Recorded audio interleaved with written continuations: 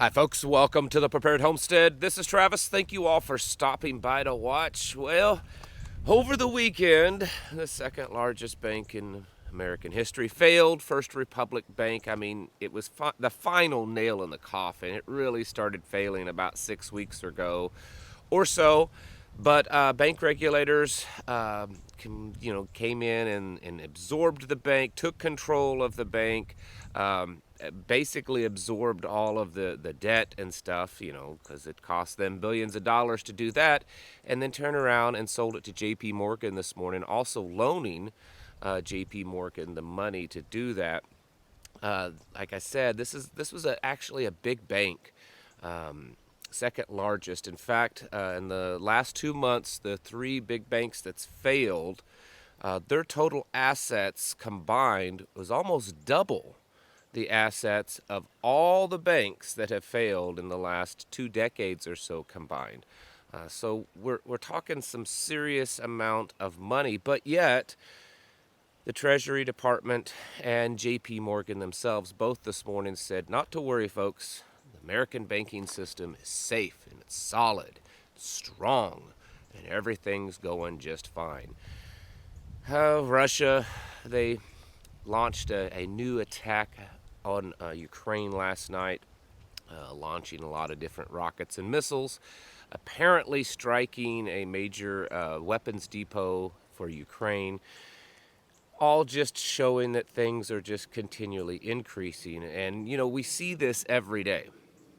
I saw this morning, I think it's Syria has announced that they're going off the U.S. dollar. Not a big surprise there, but it is just another country that is saying that they're no longer going to be using the U.S. dollar as their trade currency. They're going to be using the Chinese yuan currency. We're seeing, we're just seeing things progress in that way all over the world. And you and I have to, what we talk about all the time, we have to be prepared.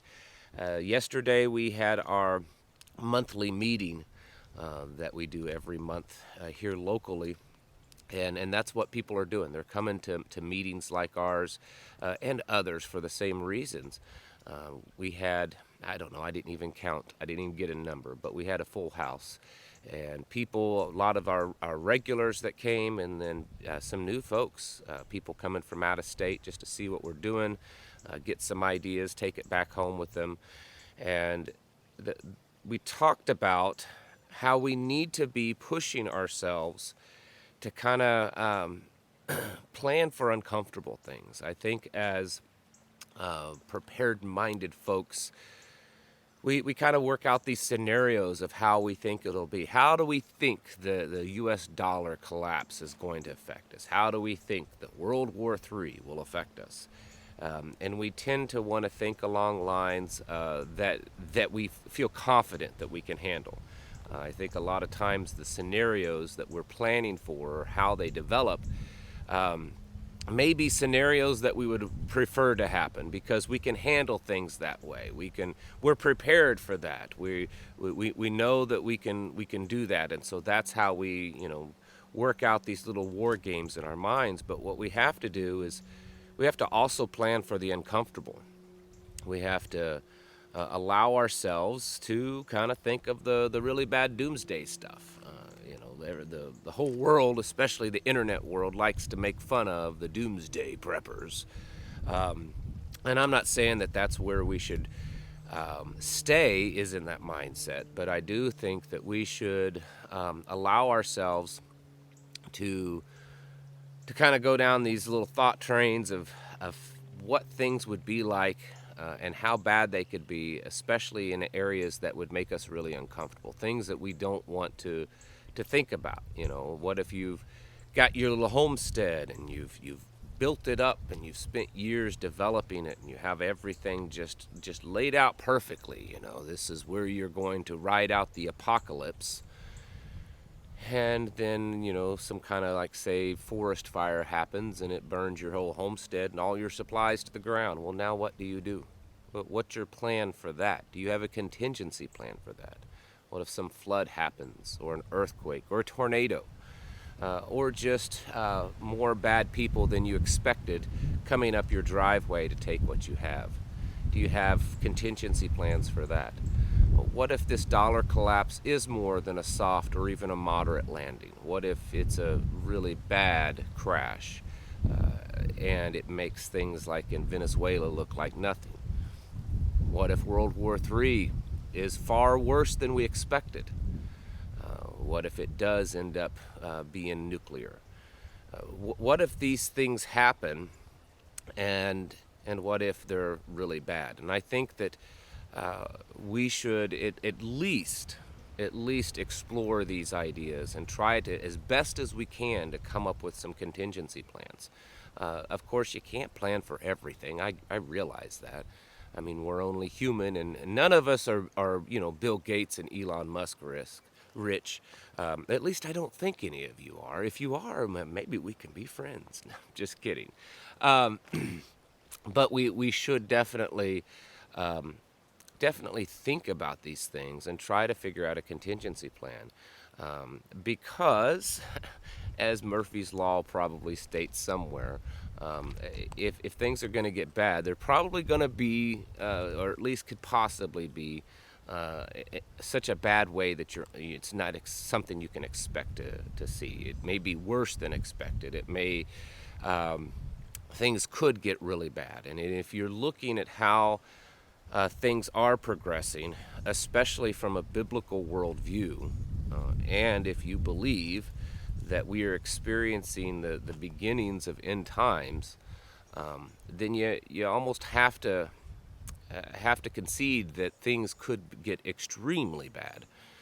And if that's the case, then you should prepare accordingly. So that's something that we talked about yesterday at our meeting. Among other things, we did some other things. A lot of networking.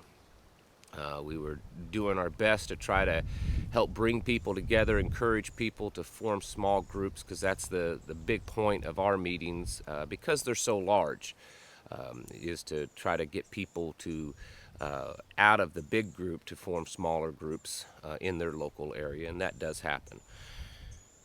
We have to really start thinking about these things, folks. I personally don't think that we have a real long time before things get bad. I mean, could it be a year or two? It's possible, but I'm not so sure that we even have that long.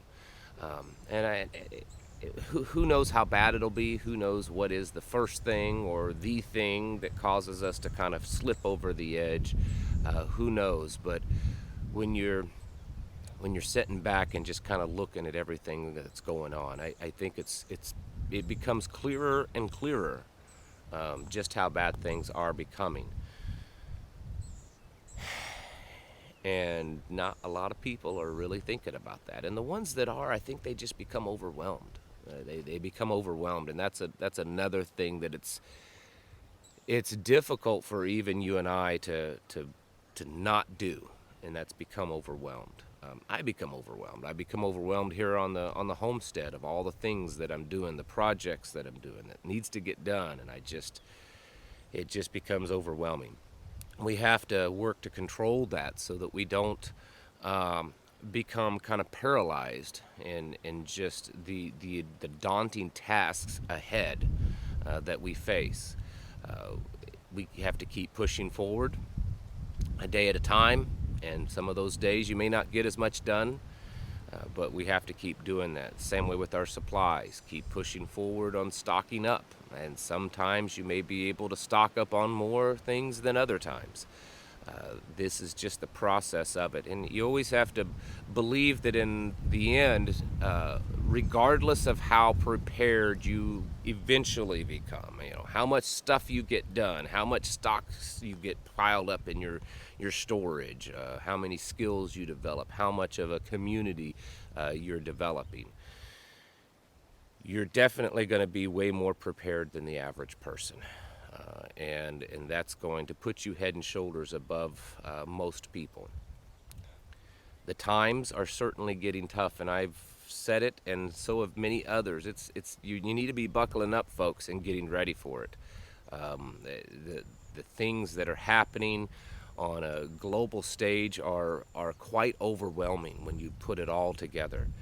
And it's advancing pretty quickly. And things like these bank failures and increased activity in war zones like in Russia and Ukraine, and then also in Taiwan and China and North and South Korea, it's all building up, folks. Not to mention all the ridiculousness happening here on the home front. It's all building up, and we have a duty to our families, to ourselves, to our community, and a duty to God to get ourselves ready for this stuff, because there's a reason why in the Bible we were warned and we were told about all these things that will be happening. It's so that we would get ready for it. It wasn't just so that we could have an entertaining read.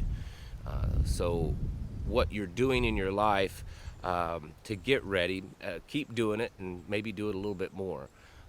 Basically, get your houses in order. I mean, that's the end goal to do. Get yourselves prepared mentally, physically, and spiritually. Thank you for watching, and I'll catch you in the next video. Folks, we are living in uncertain times where chaos seems to be around every corner. With wars and rumors of wars, economic collapse, pandemics, and more, we should strive daily to become more prepared mentally, physically, and of course spiritually. Please check out My Patriot Supply for all your preparedness needs. My Patriot Supply offers Ready Hour food, Alexa Pure water filters, and many other emergency and survival products. My Patriot Supply is an American-owned company, run by Americans producing American-made food. Emergency food from My Patriot Supply has a 25-plus year shelf life. It's simple to fix and delicious to eat. With My Patriot Supply, you can sleep at ease at night knowing that you and your family have the emergency food to last through the coming times. To find out more, click on the link in the description below or go to preparewithtravis.com.